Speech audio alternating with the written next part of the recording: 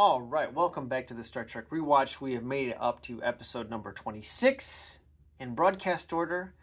Errand of Mercy. This one was written by Gene L. Kuhn, directed by John Newland, and the composer was Alexander Courage.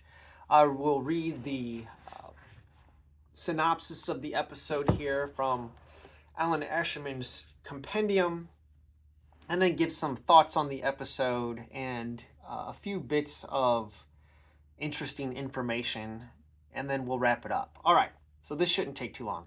As hostilities between the United Federation of Planets and the Klingon Empire reach their peak, the Enterprise is dispatched to the strategically located planet Organia. The Organian Council, a trio of smiling elderly men, seems strangely unconcerned about the prospect of war centering about their planet. Klingon Commander Kor, with an occupation force, invades Organia. Kirk and Spock go undercover, disguised as two traitors, but are recognized by Kor and condemned to death. The Organians rescue them very easily. As the moment of all-out war approaches, the Organians reveal themselves as omnipotent creatures of pure energy. Using their mental abilities, they neutralize all weapons. Kirk realizes with horror that a part of him had been anticipating the hostilities. He's also relieved to know that from now on, the Organians will be watching to see that things do not get out of hand.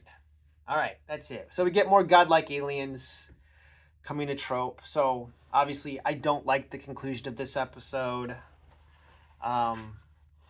With the Organians, treating the Klingons and the Federation as children and kind of bailing them out of open conflict.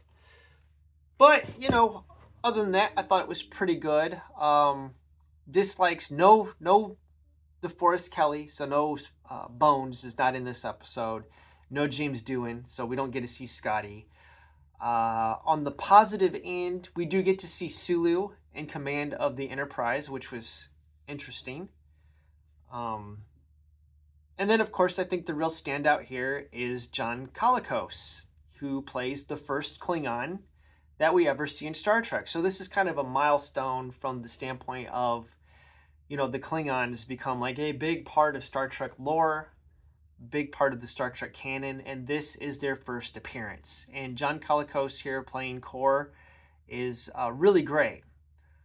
He's going to go on in his career to play Lord Baltar in Battlestar Galactica, the 1970s Battlestar Galactica, not the remake.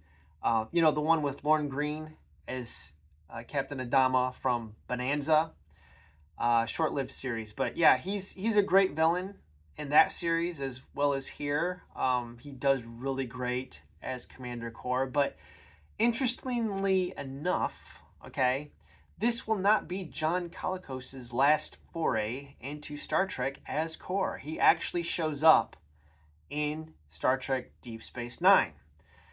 He makes, I think, 3 appearances in that series. The first episode that he shows up in Deep Space Nine is called Blood Oath, in which Kor, played by John Colicos, shows up to go after this character named the Albino.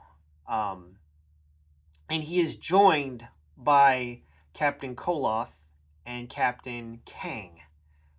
So we will see Captain Koloth next season, in season 2 of Star Trek, and we'll see Kang in season 3 of Star Trek, the original series. So we get like 1 Klingon episode a season. There's actually 3 Klingon episodes in Star Trek, the original series. This is the first one.